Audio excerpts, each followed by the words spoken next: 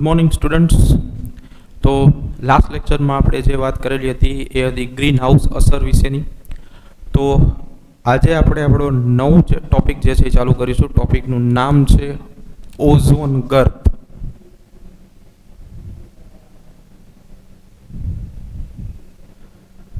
તો આજે આપણે ઓઝોન ગર્ત વિશે અભ્યાસ કરવાનો છે. તો વાત કરીએ ઓઝોનની.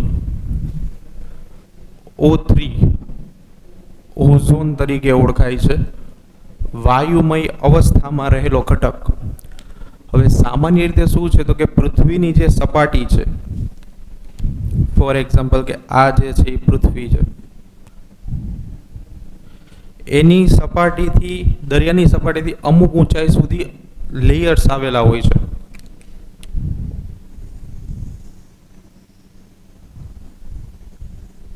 આ પહેલું લેયર, એવું ને એવું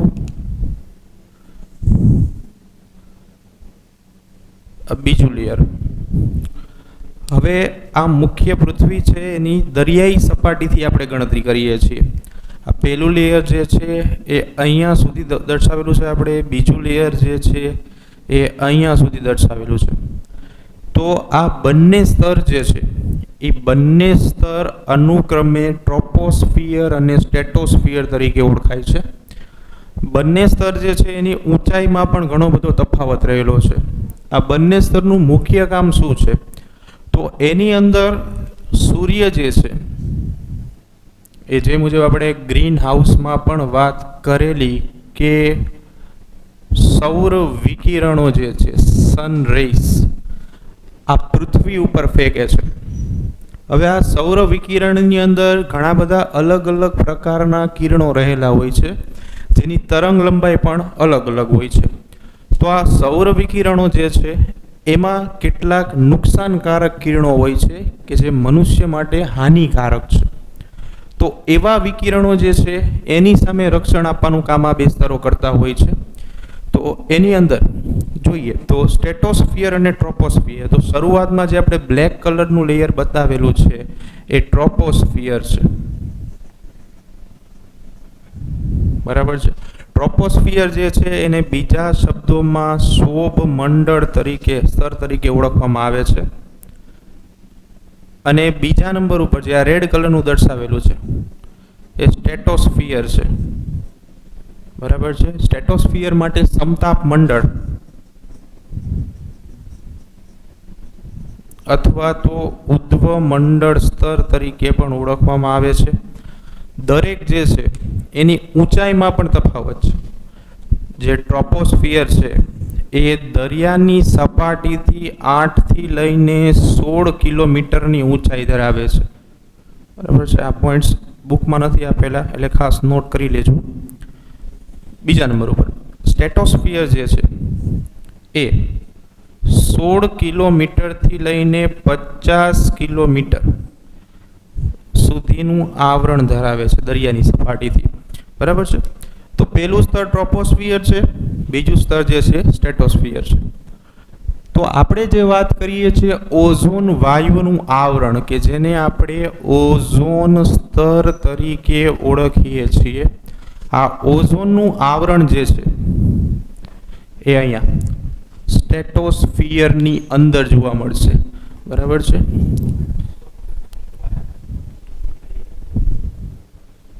તો જે સ્ટેટોસ્ફિયરની અંદર જોવા મળતું જે સ્તર છે ઓઝોનના સ્તર તરીકે ઓળખાય છે. તો હવે એના અવશયનની આપણે વાત જોવાની છે. તો સામાન્ય રીતે શું છે કે સૂર્ય જે છે એ કિરણો ફેંકે છે એની અંદર યુવી રેઝ, કે જેને આપણે પાર જાંબલી કિરણો તરીકે ઓળખીએ છીએ. આ પાર જાંબલી કિરણો તરીકે ઓળખવામાં આવે છે. યુવી રેઝ એટલે કે અલ્ટ્રાવાયોલેટ રેઝ. હવે આ અલ્ટ્રાવાયોલેટ રેઝ જે છે એ સૂર્યમાંથી ઉત્પન્ન થવાનું કારણ શું છે તો યુવી રેઝ અથવા તો અલ્ટ્રાવાયોલેટ રેઝ જે છે એ હંમેશા જે વધુ ગરમી અથવા તો વધુ ઉષ્મા ધરાવતા ઘટકમાંથી જ ઉત્પન્ન થાય છે. ઘટકમાંથી ઉત્પન્ન થશે. એટલે આ જે યુવી કિરણો છે એ યુવી કિરણો સૂર્યમાંથી નીકળીને પૃથ્વી ઉપર સીધા પડે તો કેટલીક નુકસાનકારક ઘટનાઓ બની શકે છે અને માનવ જાતિ અને પ્રાણી જાતિ તેમજ સમગ્ર સજીવ સૃષ્ટિ માટે આ એક નુકસાનકારક બાબત બની શકે. તો આ યુવી રેસ અલ્ટ્રાવાયોલેટ કિરણો એ સીધા પૃથ્વી ઉપર પડતા અટકાવવાનું કામ જે છે એ આપણું સ્ટેટોસ્ફિયર સમતાપ મંડળની અંદર આવેલું ઓઝોન વાયુનું સ્તર કરે છે. તો ઓઝોનનું કામ શું છે? તો કે આ ઓઝોનનું સ્તર પૃથ્વીને સૂર્યમાંથી આવતા યુવી રેસ એટલે કે અલ્ટ્રાવાયોલેટ કિરણો અથવા તો એને બીજા શબ્દોમાં પારજાંબલી કિરણો તરીકે ઓળખવામાં આવે છે. ખાસ ધ્યાન રાખજો, ત્રણે ત્રણ નામ એક જ છે. તમે યુવી રેસ શબ્દ વાપરો, અલ્ટ્રાવાયોલેટ કિરણો શબ્દ વાપરો, પારજાંબલી શબ્દ વાપરો, બધાનો અર્થ જે છે એ એક જ છે. તો આ સૂર્યમાંથી આવતા અલ્ટ્રાવાયોલેટ કિરણોથી બચાવે છે. એટલે કે ફોર એક્ઝામ્પલ શું થાય છે, આ પૃથ્વી છે જેની ઉપર જીવ સૃષ્ટિ છે, ફરતેની બાજુએ સ્ટેટોસ્ફિયર આપણે ત્યાં દર્શાવીએ છીએ. આ સ્ટેટોસ્ફિયર દર્શાવેલું છે કે જેમાં ઓઝોનનું આવરણ આવેલું છે. હવે શું થાય છે તો કે સૂર્ય જે છે પોતાના સૌર વિકિરણો જે છે એ તો ફેંકે જ છે. તો આ સૌર વિકિરણો જે છે એ સીધા પૃથ્વી ઉપર નથી આવતા, એની પહેલા ઓઝોનના આવરણની અંદર આવે છે. તો ઓઝોનનું આવરણ શું કરે છે તો કે આવા હાનિકારક જે સૌર વિકિરણો છે, જેમાં આપણે વાત કરીએ અલ્ટ્રાવાયોલેટ રેસ વાળા વિકિરણો, એને શોષી લે છે, એબ્ઝોર્બ કરી લે છે. આ એબ્ઝોર્બનને પરિણામે શું થાય છે તો કે આપણે યુવી કિરણોના સીધા સંપર્કમાં નથી આવતા અને આપણને રક્ષણ મળે છે. હવે વિચારી લ્યો કે કદાચ એવું બને કે આ જે ઓઝોનનું આવરણ જે છે એ તૂટી જાય અથવા તો દૂર થઈ જાય તો શું થાય? તો ફોર એક્ઝામ્પલ હું એવું વાત કરું છું કે આપણી પાસે જે આખું લેયર છે ઓઝોનનું આવરણ, જેનાથી આપણે શું થાય, અલ્ટ્રાવાયોલેટ કિરણોથી રક્ષણ મળશે આપણને. હવે કદાચ એવું થાય કે આવરણ જ દૂર થઈ જાય, કલ્પના કરીએ આપણે, બરાબર છે. તો આ આવરણ ફોર એક્ઝામ્પલ મેં અહીંયાથી રિમૂવ કરી નાખ્યું છે, આ મેં ભૂસી નાખ્યું છે, બરાબર છે આવરણ. એટલે એનો અર્થ એવો થયો કે આટલો ભાગ જે છે ત્યાં ઓઝોનનું લેયર નથી, આવરણ જ નથી. તો શું થશે? તો જે સૂર્યમાંથી આવતા જે હાનિકારક કિરણો રહ્યા ને એ સીધા ક્યાં પડશે? પૃથ્વી ઉપર પડશે. સીધા પૃથ્વી ઉપર પડશે. અને પૃથ્વી ઉપર પડશે એટલે સીધા જીવ સૃષ્ટિના સંપર્કમાં આવે એટલે જીવ સૃષ્ટિને નુકસાન પહોંચાડશે, બરાબર છે. તો હવે આપણે વાત કરવાની છે આ જ વસ્તુની કે ઓઝોન સ્તર જે છે કે જે સ્ટ્રેટોસ્ફિયરની અંદર આવેલું છે, આ ઓઝોન સ્તરમાં ગાબડું કઈ રીતે પડે છે અથવા તો એ સ્તર દિવસે ને દિવસે પાતળું કેમ થતું જાય છે, બરાબર છે. ઓકે,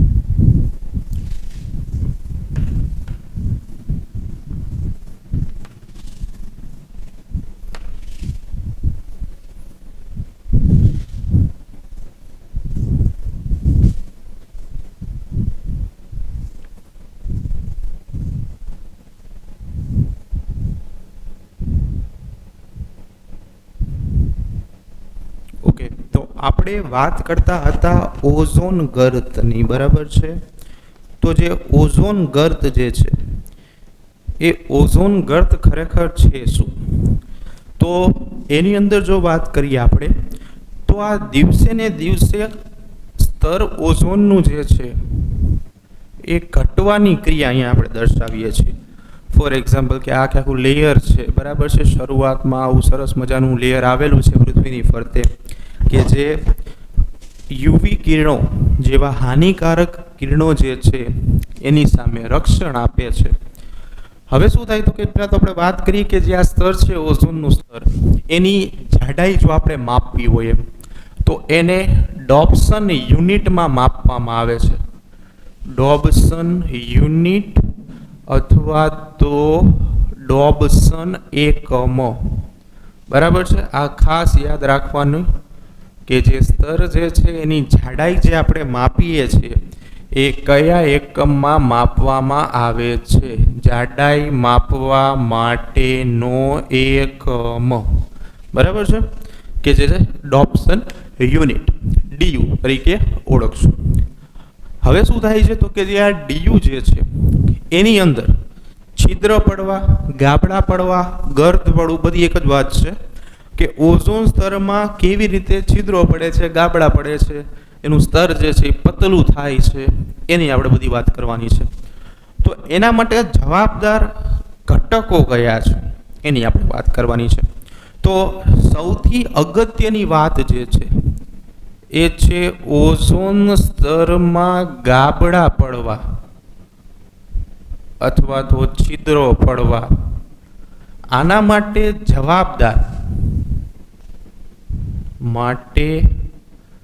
જવાબદાર કોણ છે?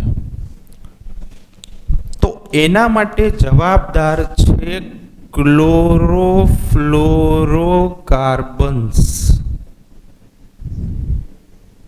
જેને ઇન શોર્ટમાં આપણે CFCS તરીકે ઓળખીએ છીએ, ક્લોરોફ્લોરોકાર્બન્સ.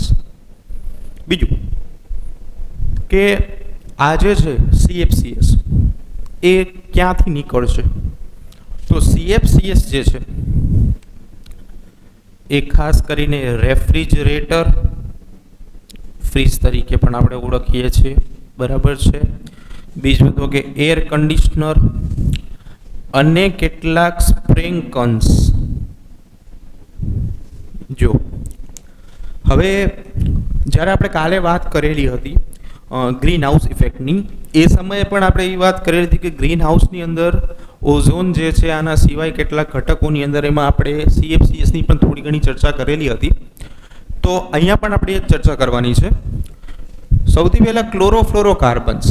ફ્રીજની અંદર જે આપણે વાયુઓનો યુઝ કરીએ છીએ કે જેને સંયુક્ત રીતે ફ્રીઓન્સ તરીકે ઓળખવામાં આવે છે, જે સંયુક્ત વાયુઓ જે છે એ ફ્રીઓન્સ તરીકે ઓળખાય છે.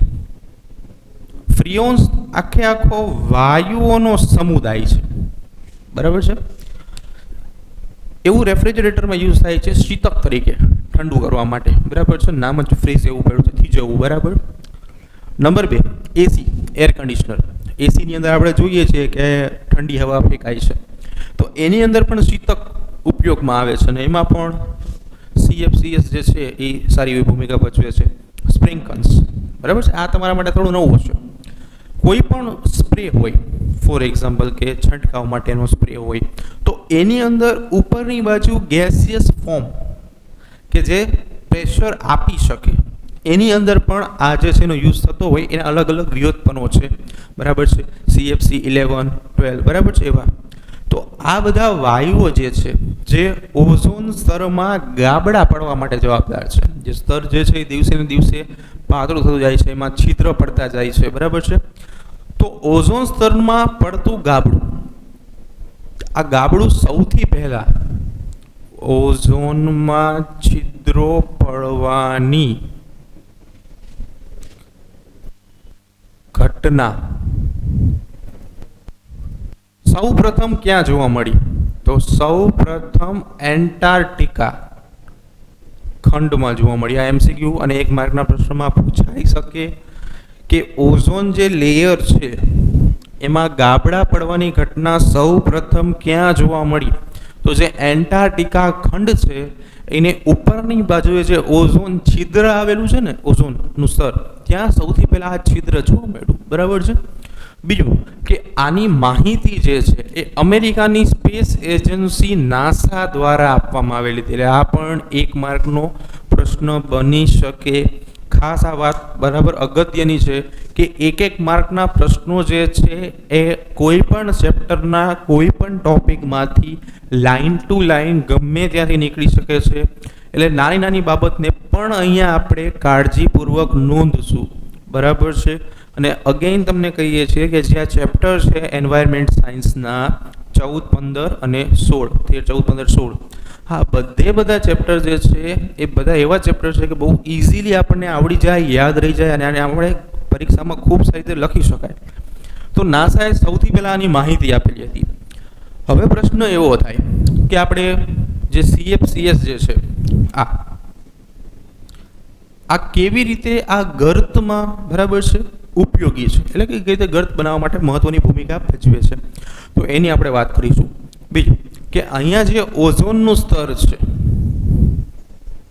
O3, આ સ્તર બ્રેકડાઉન થવા માટે મુખ્ય ઘટક જ CFCS છે અને એની કેવી રીતે ભૂમિકા છે એ આપણે રાસાયણિક પ્રક્રિયાઓના સમીકરણ દ્વારા સમજીશું. ખાસ બીજી વાત કે આવા સમીકરણો તમને બુકમાં અવેલેબલ નથી, પણ માત્ર કેવી રીતે છિદ્રનું નિર્માણ થાય છે, એટલે કે ઓઝોનનું વિઘટન કેવી રીતે થાય છે એના માટે આપણે આ સમીકરણ દર્શાવ્યા છે. બરાબર છે. એક્ઝામમાં પણ લખવાની કોઈ જરૂર નથી, જસ્ટ આ છે ખાલી નીટ માટે અથવા તો એક્સ્ટ્રા ડોઝ કહી શકાય. બીજું કે છિદ્ર કેમ પડે છે એનું કારણ આપણે જોઈ લીધું, CFCSને કારણે. તો CFCSને કારણે છિદ્ર શા માટે પડે છે, તો બહુ ઇઝી આન્સર છે એનો કે જે CFCS જે છે એ ઓઝોનનું વિઘટન કરી નાખે છે, એટલે કે એને તોડી નાખે છે. હવે ઓઝોનને તોડી નાખે એટલે એ ભાગમાંથી ઓઝોનના મોલિક્યુલ્સ જે છે, અણુઓ જે છે એ નીકળી જવાના છે.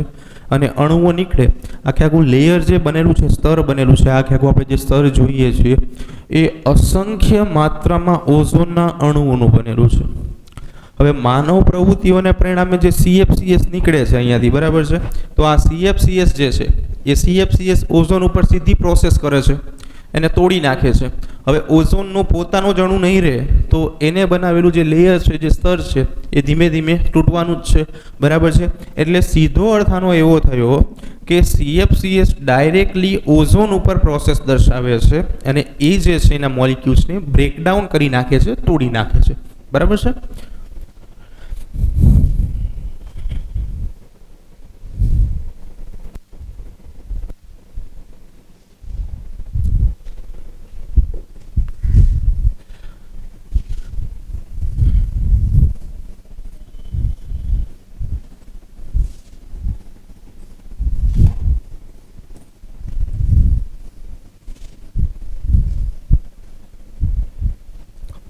બીજું કે હવે આ જે ઓઝોનનું અવનત થાય છે કે વિઘટન થાય છે એને આપણે સમજવાનું છે. બરાબર છે. તો ટોપિકનું નામ જ આપણે એવું આપીએ કે ઓઝોન સ્તરમાં ઘટાડો અથવા તો એનું અવનતીકરણ થવાની ક્રિયા. જેમ આગળ વાત કરીએ આપણે આને રાસાયણિક સમીકરણ દ્વારા સમજશું. રેડી. હવે જો કે સૌથી પહેલા જે ઓક્સિજનનો મોલિક્યુલ છે O2, બરાબર છે, આ ઓક્સિજન છે. હવે ઓક્સિજન જે છે એ જ્યારે અલ્ટ્રાવાયોલેટ કિરણો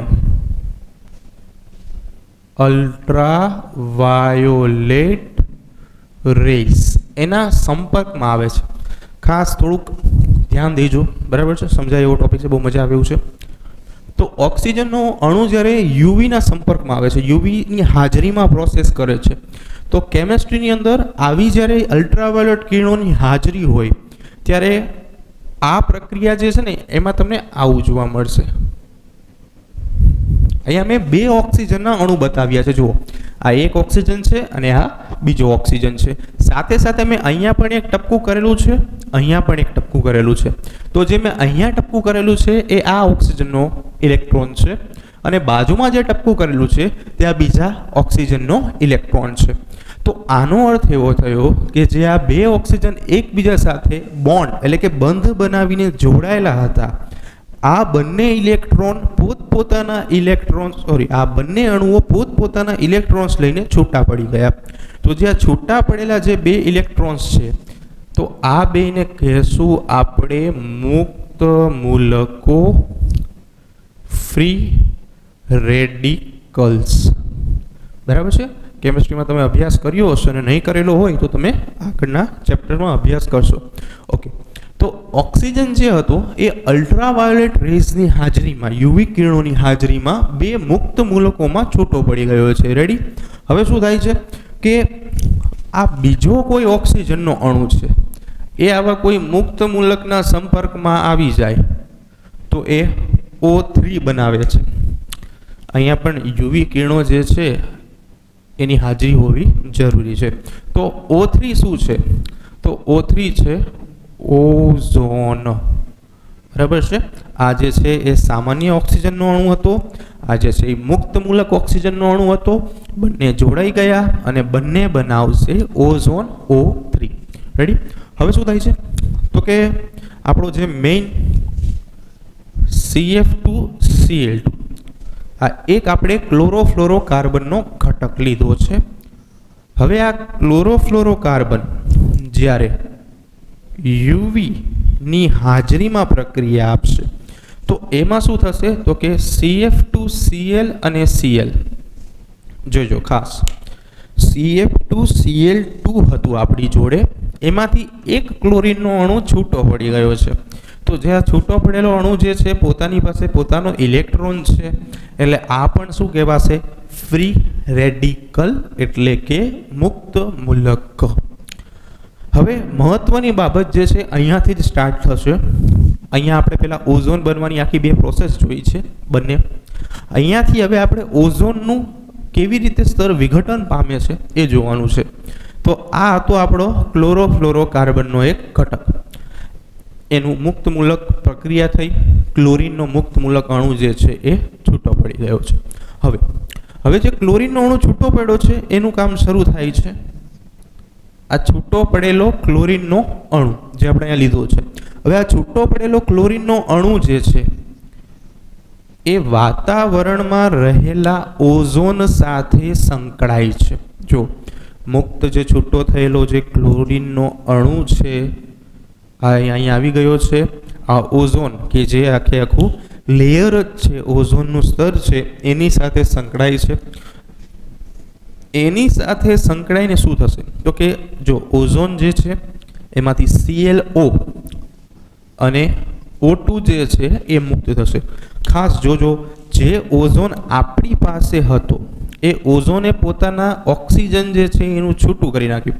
ઓક્સિજન છૂટા થઈ ગયા એટલે અહીંયા ClO અને O2 જે છે એ બે મુક્ત થઈ ગયા છે. રેડી?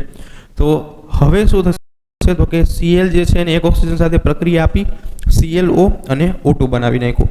બીજું કે હવે આ ClO આગળ જશે, બરાબર છે, એ કોઈ બીજા ઓક્સિજન સાથે આવી રીતે સંકળાય એટલે Cl અને O2 બનાવશે. આ ઓક્સિજન જે છે એ આની સાથે જોડાઈ ગયો એટલે અહીંયા O2 નો અણુ બની ગયો અને આ Cl જે છે આ Cl હવે ક્લોરાઇડ સ્વરૂપે જમા થશે. ક્લોરાઇડ સ્વરૂપે જમા થશે ઓઝોન સ્તરમાં અને એક સમય એવો આવે કે આ સોલિડ ફોર્મમાં વાદળો બનાવે. વાદળો સ્વરૂપે જમા થાય અને વૈજ્ઞાનિકોના મત અનુસાર ક્લોરાઇડ સ્વરૂપે પૃથ્વી ઉપર પણ પડી શકે છે. બરાબર?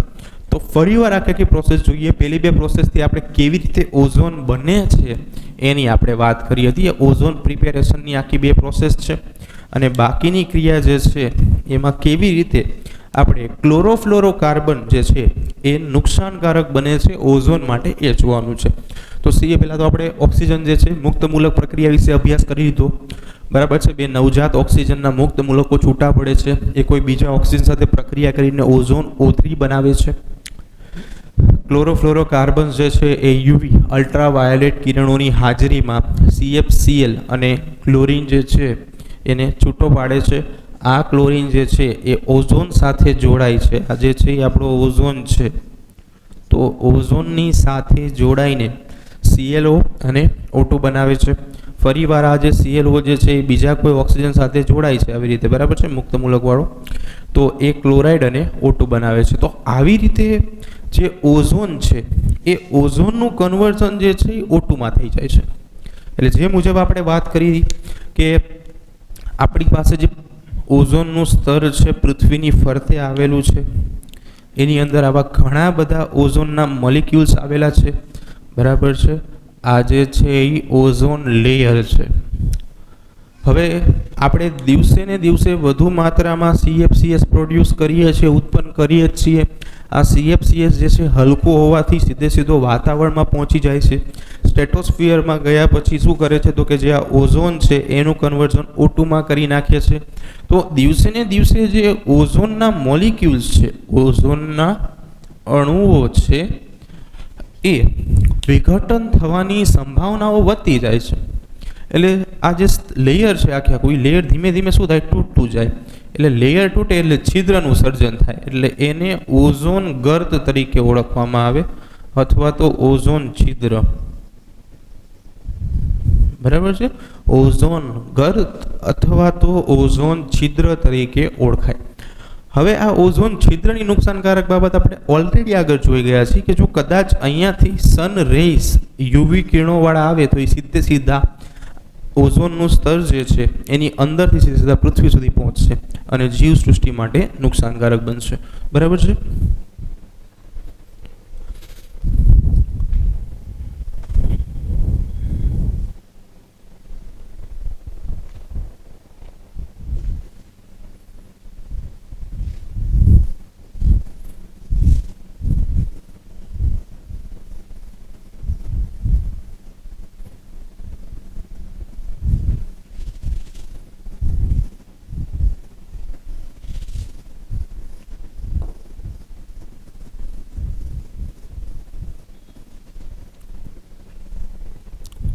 ઓકે, હવે આપણે ઓઝોન વિશે વાત કરી, કેવી રીતે ઓઝોનનું વિઘટન થાય છે એનો પણ આપણે અભ્યાસ કરી લીધો છે. ઓઝોન ગર્ત કેવી રીતે CFCl2 જે છે ક્લોરોફ્લોરોકાર્બન એની અંદર ઓઝોનનું લેયર જે છે એ તોડે છે, એના વિશે આપણે અભ્યાસ કર્યો. તો હવે આપણે ચર્ચા કરવાની છે કે આ ઓઝોન લેયર તૂટે છે તો લેયર જે છે એમાં છિદ્રો સર્જાય છે. સૂર્ય જે છે પોતાના કિરણો સીધા મોકલે છે પૃથ્વી ઉપર. તો એનાથી કયા કયા નુકસાનો જે છે એ માનવ જાતને થાય છે એનો આપણે અભ્યાસ કરવાનો છે.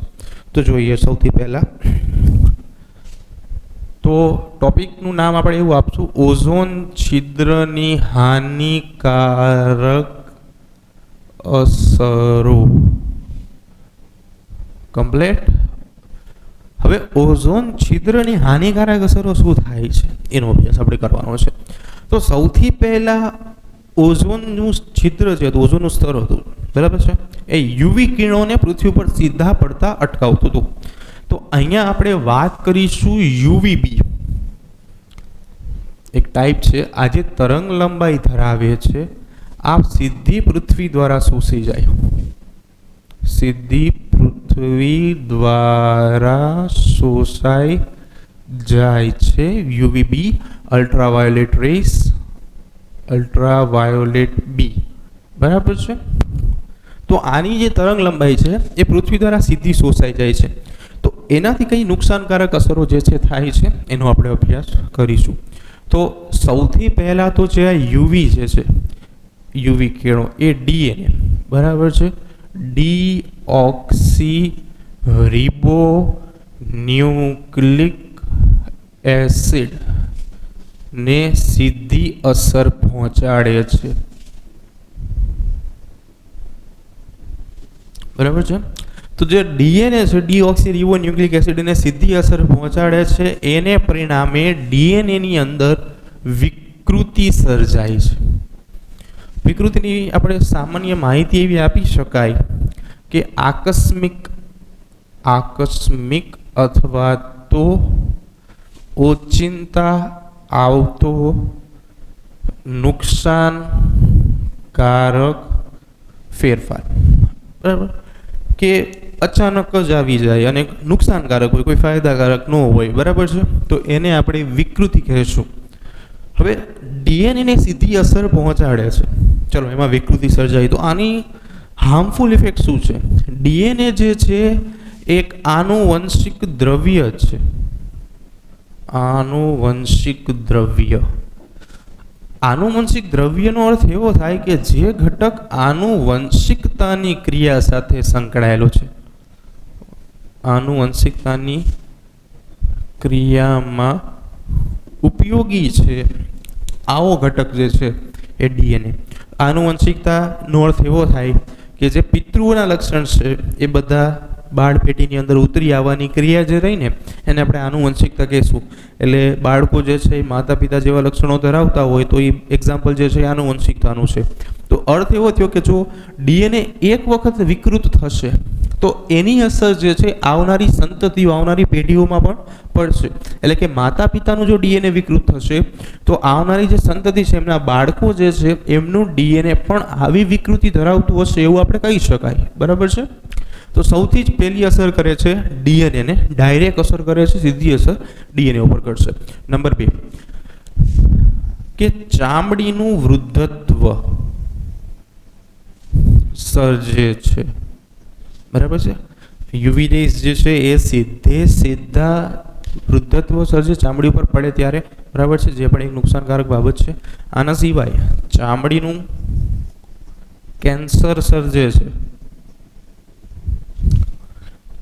નેક્સ્ટ વાત કરીએ તો આંખનું જે પારદર્શક પટલ છે, આંખનું જે પારદર્શક પટલ છે તેને યુવી રેઝ નુકસાન પહોંચાડે છે.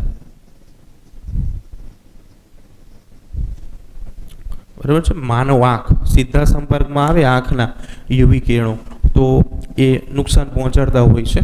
તો જે આંખને નુકસાન પહોંચાડે છે એને પારપટલ અંધતા તરીકે ઓળખવામાં આવે છે. આ જે છે ને એને આપણે નામ આપીશું પારપટલ અંધતા અથવા તો સ્નો બ્લાઇન્ડનેસ.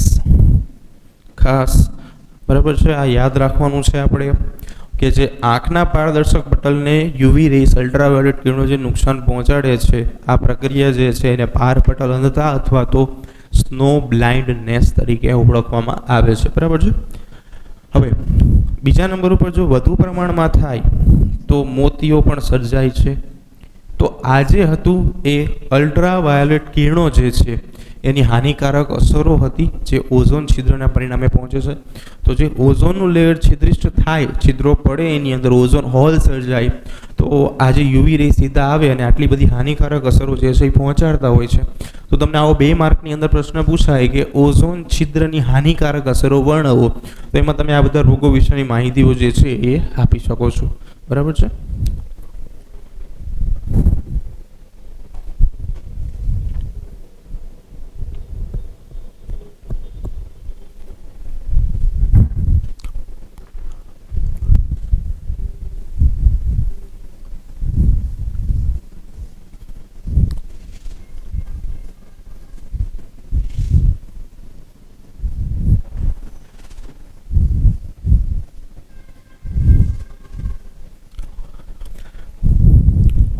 ઓકે, તો આપણે બધી ચર્ચા કરી ઓઝોન વિશેની કે કેવી રીતે નુકસાન પહોંચાડે છે યુવી રેઝ. બરાબર? ઓઝોન લેયર જે છે એમાં છિદ્રો કઈ રીતે પડે છે, એના માટે શું જવાબદાર છે, CFCS2ની વાત કરી. તો આ એક સમસ્યા એવી છે કે જે વૈશ્વિક સમસ્યા કહી શકાય. બરાબર છે? કોઈ પ્રાદેશિક, કોઈ રાજ્યની, બરાબર છે, કે કોઈ દેશની સમસ્યા નથી, વૈશ્વિક સમસ્યા કહી શકાય. કારણ કે જે પૃથ્વી જે છે એની અંદર તે છિદ્રો લેયર જે છે એમાં છિદ્રો પડે છે. તો આવી જે વૈશ્વિક સમસ્યા છે એને અટકાવવા માટે અથવા તો એને નિયંત્રણમાં લાવવા માટે પણ કેટલાક પ્રયાસો જે છે એ થયેલા છે. તો આપણે એક પ્રોટોકોલ વિશેની વાત કરીશું. તો શબ્દ જે છે પ્રોટોકોલ સમજી લો. પહેલા પ્રોટોકોલ શું છે? તો આને રાજકીય શિષ્ટાચાર કહી શકાય.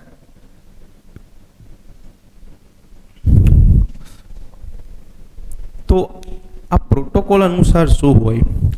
તો પ્રોટોકોલ જે છે જ્યારે બહાર પાડવામાં આવે અથવા તો એને જે છે લાગુ પાડવામાં આવે તો એ સમયે જે દેશોએ આ પ્રોટોકોલને સંમતિ આપેલી હોય, એની ઉપર પોતાના હસ્તાક્ષરો કરેલા હોય, એ દેશો જે છે એ આવા પ્રદૂષિત વાયુઓ, ખાસ કરીને અહીંયા આપણે CFCSની વાત કરીએ છીએ, તો એવા નુકસાનકારક વાયુઓ જે છે એને ઉત્સર્જિત કરવા માટે અમુક મર્યાદા જાળવશે. બને ત્યાં સુધી ખૂબ જ ઓછી માત્રામાં CFCS જે છે એનું ઉત્સર્જન કરશે. બરાબર છે? કેમ કે આ જે પૃથ્વી છે એ બધાની છે, તો એનું જે એન્વાયરમેન્ટ છે નુકસાન થશે. એક સમય એવો આવે કે ઓઝોન લેયર જ ના રહે. તો આ જે કેસો જે છે, જે આપણે જોયું કે ચામડીનું કેન્સર થાય, વૃદ્ધત્વ આવી જાય, સ્નો બ્લાઇન્ડનેસ, મોતિયો, આવી બધી સમસ્યાઓ જે છે એની અંદર ઘણો બધો વધારો થઈ શકે. આના સિવાય જો યુવી રેઝ સીધા બોન્સ હાડકા ઉપર પડે તો એ હાડકાનું કેન્સર પણ કરે છે. તો એના માટે પ્રોટોકોલ, રાજકીય શિષ્ટાચાર જે છે એ બનાવવામાં આવેલો છે. એની અંદર એક પ્રોટોકોલ વિશે જોઈશું, જે છે મોન્ટ્રીયલ પ્રોટોકોલ. Montreal protocol. આ મોન્ટ્રીયલ પ્રોટોકોલ જે છે એ 1987ની અંદર કેનેડા ખાતે રજૂ કરવામાં આવેલો હતો. બરાબર છે? જેમાં વિશ્વના ઘણા દેશોએ સહમતિ દર્શાવેલી હતી કે તેઓ જે છે આ પ્રોટોકોલ અનુસાર જે CFCS જે છે અને અન્ય નુકસાનકારક વાયુઓના ઉત્સર્જન પર નિયંત્રણ લાવશે. બહુ જ બરાબર છે. વાત આ છે કે CFCS જે છે એના સિવાય જે અન્ય નુકસાનકારક વાયુઓ જે છે એનું જે ઉત્સર્જન છે એના ઉપર નિયંત્રણ લાવવાનું કામ કરશે. જે મોન્ટ્રીયલ પ્રોટોકોલ જે છે એના અનુસાર વાત થયેલી, જે 1987, બરાબર છે, સાલ પણ યાદ રાખજો અને કઈ જગ્યાએ મોન્ટ્રીયલ પ્રોટોકોલ થયેલો હતો, બરાબર છે, એ પણ અગત્યના પ્રશ્નોમાં આવી શકે છે.